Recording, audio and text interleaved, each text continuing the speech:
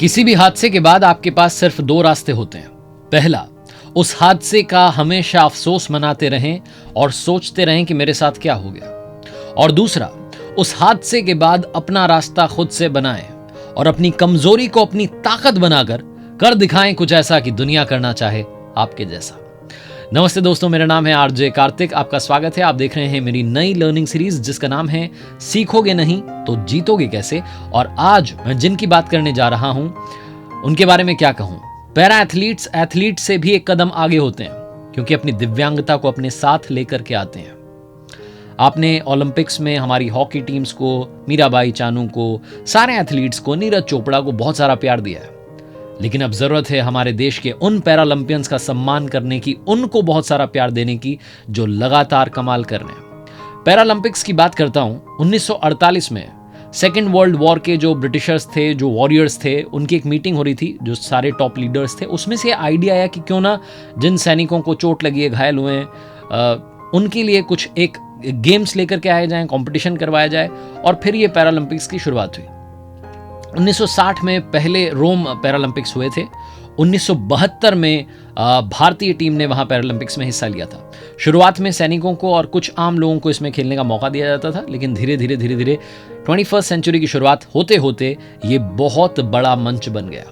Paralympics में हमारे भारत के पैरालंपियंस लगातार कमाल कर रहे हैं। किसी एक की बात करूं तो नाइंसाफी होगी, किसी को छोड़ दूं तो नाइंसाफी होगी, लेकिन मैंने कोशिश की है आज आपको 5 कहानियां सुनाने की जो आपके रोंगटे खड़े कर देगी और आपको बताएगी कि लाइफ में जो आपका नेगेटिव फेस चल रहा है ना, लो टाइम चल रहा है, ये कुछ भी नहीं है। उनकी जिंदगी में बड़े बड़े हादसे हुए, लेकिन उन्होंने हार नहीं मानी और आज टोक्यो में तिरंगा लहरा रहे हैं। आइए बात करते हैं 5 लर्निंग्स फ्रॉम 5 पैरालंपियंस। कहानी नंबर 1, लर्निंग नंबर 1, नाम है अवनी लेखरा। 19 साल की हैं। इस साल नवंबर में 20 साल पूरे हो जाएंगे अवनी लेखरा को इस दुनिया में आए हुए। उनकी जिंदगी में मोड़ तब आया जब 2012 में वो अपने पिता के साथ में, उनके फादर जो हैं प्रवीण लेखरा साहब, वो राजस्थान के धौलपुर में जॉब करते थे। जयपुर से धौलपुर जा रहे थे। रोड एक्सीडेंट में कार में जो फैमिली थी सबको चोट आई, लेकिन अवनी को 3 महीने के लिए हॉस्पिटलाइज्ड रहना पड़ा। उनकी रीढ़ की हड्डी में चोट आई, उसकी वजह से वो चल नहीं पा रही थी, व्हील चेयर पर आ चुकी थी। लेकिन उनके फादर कहते हैं प्रवीण लेखरा कि मैंने अपनी बच्ची को डिप्रेशन की तरफ नहीं जाने दिया, उसे नकारात्मकता की तरफ नहीं जाने दिया, लगातार उसे इंस्पायर करता रहा, मोटिवेट करता रहा, उसे बताता रहा कि जिंदगी में बाउंस बैक करना बहुत जरूरी होता है। उनके फादर साहब ने, अवनी के फादर साहब ने अभिनव बिंद्रा की autobiography a shot at history my obsessive journey to Olympic gold ला करके दी अवनी को कि बेटा ये पढ़ो। अवनी का इंटरेस्ट धीरे धीरे खेलों की तरफ बढ़े, इसकी वो कोशिश करते रहे प्रवीण जी। पहले शुरू में अवनी ने आर्चरी में ट्राई किया, तीरंदाजी में, लेकिन वो धनुष की पत्यंचा जो होती है वो खींच नहीं पा रही थी, कमजोरी हो चुकी थी। फिर उनका इंटरेस्ट धीरे धीरे, क्योंकि वो अभिनव बिंद्रा की बुक पढ़ रही थी, तो शूटिंग की तरफ आने लगा। उनके फादर उन्हें शूटिंग रेंज लेकर के गए। उनका इंटरेस्ट धीरे धीरे डेवलप होने लगा, वो ट्रेनिंग करने लगी। अभी कोविड में जब शूटिंग रेंज बंद हो गई थी तो घर पर ही वो डिजिटल टारगेट ला करके और उनकी जिद के आगे वो ट्रेनिंग उनको करवानी पड़ी। और ये जिद का ही असर था कि टोक्यो में पैरालंपिक्स में वहां के पोडियम पर भारत का नेशनल एंथम गूंज रहा था अवनी लेखरा की जिद की वजह से, जिन्होंने 10 मीटर एयर राइफल इवेंट में भारत को गोल्ड जिताया है और भारत को गोल्ड जिताने वाली पहली महिला एथलीट बन गई हैं। चाहे आप ओलंपिक्स की बात करें या पैरालंपिक्स की बात करें, अवनी लेखरा की जिद, उनके फादर का डेडिकेशन, उनके फादर का मोटिवेशन, लगातार अवनी को ये कहना कि बेटा उदास नहीं होना है, निराश नहीं होना है, कोई बात नहीं, उस हादसे की वजह से तुम्हारी जिंदगी बदल गई, लेकिन अब तुम ना जाने कितने लोगों की जिंदगी बदल सकती हो उनको इंस्पायर करके। अवनी लेखरा को राजस्थान की सरकार ने बेटी बचाओ बेटी पढ़ाओ जो कैंपेन है उसके लिए ब्रांड एम्बेसडर भी बना दिया है। कहानी number 2, learning number 2, Sumit Antil की कहानी। इस बार जेवलिन थ्रो में भारत ने सीधा निशाना गोल्ड पर लगाया, चाहे ओलंपिक्स की बात करें या पैरालंपिक्स की बात करें। पहले नीरज चोपड़ा भाई और अब सुमित अंतिल भाई, दोनों ने कमाल कर दिया। सुमित अंतिल की कहानी इतनी आसान नहीं है। जब 7 साल के थे, इनके पिताजी जो कि एयरफोर्स में तैनात थे, राम कुमार साहब, उनकी मृत्यु हो गई। उनके चले जाने के बाद सुमित की माताजी निर्मला देवी ने ही चारों बच्चों का पालन पोषण किया। अपने 4 भाई बहनों में सबसे छोटे हैं सुमित। जब 12th क्लास में थे, कॉमर्स कोचिंग के लिए जा रहे थे, पढ़ने के लिए ट्यूशन, बाइक पर थे, सीमेंट की बोरियों से भरी हुई एक ट्रैक्टर ट्रॉली थी जिसने सुमित की बाइक को टक्कर मार दी और दूर तक घसीटते हुए ले गई। उस हादसे में कई महीनों तक ये हॉस्पिटलाइज्ड रहे उसके बाद में, और उस हादसे में इनको अपना एक पैर गंवाना पड़ा। 5 जनवरी 2015 का वो हादसा था। 2016 में इनकी माताजी ने पुणे लेकर के गई और इन्हें नकली पैर चढ़वाया गया। लेकिन इनकी मां कहती है निर्मला देवी जी कि कभी भी सुमित ने हार नहीं मानी। वो ये नहीं कह रहा था कि मेरी लाइफ में क्या हो गया, बल्कि वो कहता था मां सब कुछ अच्छा होगा। मैं कई बार उदास हो जाती थी, सुमित मुझे भरोसा दिलाता था कि मां उदास मत होना, दुनिया की हर खुशी आपको दूंगा। सुमित ने लगातार पॉजिटिविटी बनाए रखी, साथ रखा पॉजिटिविटी का, और फिर साई सेंटर में गए, खेलों में इंटरेस्ट दिखाया और वहां से कोचेस के साथ में धीरे धीरे अपनी यात्रा को शुरू किया और एक के बाद एक बड़े बड़े इवेंट्स में वो मेडल्स जीतते गए और फिर वो पैरालंपिक्स में पहुंचे। सुमित अंतिल को सबसे बड़ी मोटिवेशन तब मिली जब नीरज चोपड़ा ने भारत के लिए ओलंपिक्स में जैवलिन थ्रो में गोल्ड जीता। सुमित अंतिल कहते हैं कि नीरज भाई ने मुझे बहुत मोटिवेट किया है। नीरज भाई से सीखने के लिए बहुत कुछ है, वो तो आर्मी में, मेरे साथ में सिर्फ एक बात है कि मैं आर्मी में नहीं जा सकता। और नीरज भाई ने भी जब सुमित अंतिल जीते गोल्ड तो लिखा कि बहुत खतरनाक परफॉर्मेंस मेरे भाई, कमाल कर दिया। नीरज चोपड़ा ने भी सुमित को बधाइयां दी है। सुमित अंतिल ने पैरालंपिक्स के इस इवेंट में जहां उन्होंने गोल्ड जीता है, अपने ही रिकॉर्ड को बार बार तोड़ करके वर्ल्ड का बेस्ट रिकॉर्ड बना दिया है जैवलिन थ्रो में। सुमित अंतिल की कहानी बताती है कि लाइफ अगर आपको बहुत नीचे ले जा रही है, डरने का नहीं है। जब बुरा ही बुरा हो रहा है तो डरने का नहीं है, क्योंकि अब सिर्फ और सिर्फ अच्छा ही अच्छा होगा। कहानी number 3, learning number 3, Devendra Jhajharia साहब। देवेंद्र झाझड़िया, ये नाम याद रखिएगा।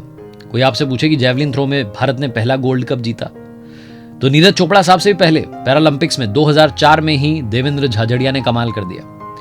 उनके बारे में लोग ज्यादा जानने लगे कब? 2016 के रियो पैरालंपिक्स के बाद, जब उन्होंने वहां पर भी गोल्ड जीता और दुनिया भर में उनकी बात होने लगी क्योंकि उन्होंने अपना वर्ल्ड बेस्ट रिकॉर्ड बना दिया था। देवेंद्र झाझड़िया ने इस बार टोक्यो में सिल्वर जीता है। वो अब तक 2 गोल्ड और 1 सिल्वर अपने नाम कर चुके हैं। इंडिविजुअल इवेंट में 3 मेडल जीतने वाले वो दूसरे भारतीय बन गए। उनसे पहले जोगिंदर सिंह साहब ने कमाल किया था। देवेंद्र झाझड़िया की कहानी शुरू होती है जब वो 8 साल के थे, तो गांव में पेड़ पर चढ़ रहे थे। पेड़ के पास से हाई टेंशन वायर जा रही थी, वहां करंट उन्हें लगा और उनके हाथ को कोहनी से, एल्बो से काटना पड़ा, बायां हाथ जो लेफ्ट हैंड था। एक हाथ उनका नहीं था, लेकिन वो उदास नहीं हुए। वो कहते थे माँ से कि मुझे बाहर जाने दो, खेलने दो, लेकिन घर वाले पहले कहते थे अरे घर में रहे, बाहर कहाँ जा रहे। बाहर निकलना मुश्किल हो गया था। गांव के लोग कहा करते थे अरे इससे अच्छा तो मर जाता, एक हाथ नहीं है। बड़े बड़े ताने उनको सुनने को मिलते थे, लेकिन वो चाहते थे कि वो जैवलिन थ्रो में कुछ करें। कहते हैं 1995 की बात है, 1995 की, रतनपुरा में जहाँ वो पढ़ते थे स्कूल में, सरकारी स्कूल था, वहां बच्चे जो थे वो जैवलिन थ्रो की प्रैक्टिस कर रहे थे। देवेंद्र चाह रहे थे कि उन्हें भी मौका मिले, एक बार वो भी करने, तो बच्चे हंस रहे थे, ताना मार रहे थे, दूर रखा इनको। घर आए, लकड़ी का भाला बनाया, घर पर ही प्रैक्टिस करना शुरू कर दिया। वो तानों के आगे हार नहीं मानी, तानों को तालियों में बदल दिया। 2004 में कमाल कर दिया जब एथेंस में गोल्ड जीता, फिर 16 में जीता, फिर अभी 21 में भी सिल्वर जीत लिया। देवेंद्र झाझड़िया की मां जो हैं जीवनी देवी जी, वो बहुत बड़ी इंस्पिरेशन रही हैं, और मां जीवनी देवी जी ने ही देवेंद्र झाझड़िया को एक नया जीवन दिया है। देवेंद्र झाझड़िया की जो वाइफ हैं वो भी, मंजू जी, भी कबड्डी प्लेयर रही हैं, और वो कहती हैं कि हम बचपन में एक स्कूल में साथ पढ़ते थे। देवेंद्र का एक हाथ नहीं था, लेकिन मुझे कभी ऐसा लगा नहीं। मुझे लगता है कि जो अचीवमेंट्स उन्होंने हासिल किए वो हजारों हाथों के बराबर है। और 2007 में जब मुझे मालूम चला कि मेरी शादी देवेंद्र से होने वाली है, मैंने खुशी खुशी हाँ कह दी थी। कहानी number 4, learning number 4, Nishad Kumar की बात करने जा रहा हूं। निषाद कुमार साहब हिमाचल के ऊनी के रहने वाले हैं। हाई जंप में 2.06 मीटर की जंप के साथ में भारत को उन्होंने सिल्वर जिताया। निषाद कुमार साहब इस मेडल को अपने पेरेंट्स को डेडिकेट करते हैं। हर कोई अपनी सक्सेस को अपने माता पिता को समर्पित करता है, लेकिन निषाद कुमार की सक्सेस की कहानी उनके माता पिता के त्याग की कहानी है। निषाद कुमार कहते हैं कि हमारे पास में खेत तो थे नहीं, हम दूसरे खेतों में मजदूरी किया करते थे। मेरे माता पिता खुद भूखे पेट रहते थे, लेकिन मुझे और मेरी बहन को भरपेट खाना खिला करके स्कूल भेजते थे कि पढ़ाई करो बेटा, तुम्हें हमारा फ्यूचर बदलना है। निषाद कुमार जब 8 साल के थे, खेत में घास काटने की जो मशीन होती है, वहां काम कर रहे थे। उनका हाथ उससे कट गया, दायां हाथ। एक हाथ नहीं था, ताने सुनने को मिलते थे, लोग चिढ़ाते थे, अरे एक हाथ नहीं है, एक हाथ का आदमी, पता नहीं कुछ तो भी बोलते थे। लेकिन उनके पेरेंट्स कहते थे, उनके मम्मी पापा कहते थे कि अरे नहीं नहीं, हमें इस सब में नहीं फंसना है, हमें तो आगे बढ़ना है ज़िंदगी में, अपने सपने को जिंदा रखना है। निषाद कुमार कहते हैं कि मेरे पास में जूते नहीं थे, किट नहीं थी, लेकिन तब भी मैं तैयारी करता रहता था, ज़िंदगी में कुछ करना था, मैंने डिसाइड कर लिया था कि हाई जंप की तरफ ही जाना है। ऐसे भी दिन आए कि जब सीजन नहीं था तो खेतों में काम नहीं मिलता था, तो हम भूखे पेट भी सोए हैं। गरीबी से गरीबी के दिन उन्होंने देखे हैं, लेकिन बाद में उन्होंने अपने सपने को जिंदा रखा, आगे बढ़े, और आज वो दिन आया है जब वो अपना जो मेडल है उसे अपने पेरेंट्स को डेडिकेट करते हैं और कहते हैं कि मेरे माता पिता के त्याग के बिना ये बिल्कुल भी संभव नहीं था। मेरे माता पिता ने मुझे यहाँ तक पहुँचाया, उनका बहुत बार धन्यवाद है। निषाद कुमार की कहानी भी बताती है कि अगर आपके पास में सपना है या आपके किसी अपने ने सपना देखा है, उसे सपोर्ट करते रहिए, क्योंकि बिना सपोर्ट के, फैमिली सपोर्ट के, किसी का भी सपना हो वो पूरा नहीं हो सकता। कहानी नंबर 5, लर्निंग नंबर 5। अब मैं आपको सुंदर सिंह गुर्जर की कहानी सुना रहा हूं। एक ऐसा एथलीट जो एथलीट ही बनना चाहता था। 2015 तक सुंदर सिंह गुर्जर जेवलिन थ्रो में अपना फ्यूचर तलाश रहे थे, तैयारी कर रहे थे। उनके माता पिता कहते हैं कि बचपन से उनके मदर फादर जो हैं वो खेती बाड़ी का काम करते हैं, भैंसे चराने का काम करते हैं। ग्रामीण परिवेश से सुंदर सिंह गुर्जर आते हैं, राजस्थान के करौली के रहने वाले हैं। उनके मम्मी पापा कहते हैं कि बचपन में ना गांव में जो महिलाएं मटकी लेकर के जाती थी पानी, तो उनको फोड़ता था, निशानेबाजी करता था, शिकायतें आती थी हमारे पास में कि क्या कर रहा है आपका बच्चा।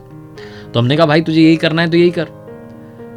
तो जो स्कूल में इनके टीचर थे उनसे कहा कि साहब इसको ट्रेनिंग दो, उन्होंने ट्रेनिंग देना शुरू किया और वहां से इसका खेल में इंटरेस्ट डेवलप हो गया। तो ये 2015 तक एथलीट थे ही और मतलब तैयारी कर रहे थे ओलंपिक्स के लिए। 2016 की शुरुआत में अपने दोस्त के यहाँ पर गए हुए थे, शाम में तेज आंधी आई और टिन शेड जो होता है उड़ करके आया और इनका बायां हाथ कट गया। सुंदर सिंह गुर्जर के अब एक हाथ नहीं था, लेकिन हार नहीं मानी। एथलीट बनना था, एथलीट ही बनना है। ओलंपिक्स नहीं तो क्या हुआ, पैरालंपिक्स में ट्राई किया। 2016 के पैरालंपिक्स में पहुंच गए सुंदर सिंह गुर्जर। टॉप परफॉर्मेंस भी दे डाली, लेकिन कहते हैं ना बुरा वक्त या बुरी किस्मत होती है। अनफॉर्चुनेटली जो अनाउंसमेंट कॉल हुई वहां पहुंचने में 52 सेकंड्स की देरी हो गई और भाई साहब को डिस्क्वालीफाई कर दिया गया। आप सोचिए कि एक एथलीट जो कि वहां तक पहुंच गया, मतलब ऐसे कि बस मंजिल तक पहुंच गया और वहां से वापस भेज दिया गया। उसकी जिंदगी में कितना बड़ा डिसअपॉइंटमेंट आया होगा, कितना उदास हुआ होगा। सुंदर सिंह गुर्जर ने ये जो पिछले 5 साल हैं वो 52 सेकंड्स को सोचने में नहीं बिताए, बल्कि ये सोचने में बिताए कि जब अगली बार मौका मिले तो कमाल कर दूं। 2021 में टोक्यो पैरालंपिक्स में सुंदर सिंह गुर्जर ने भारत को ब्रॉन्ज जिताया है।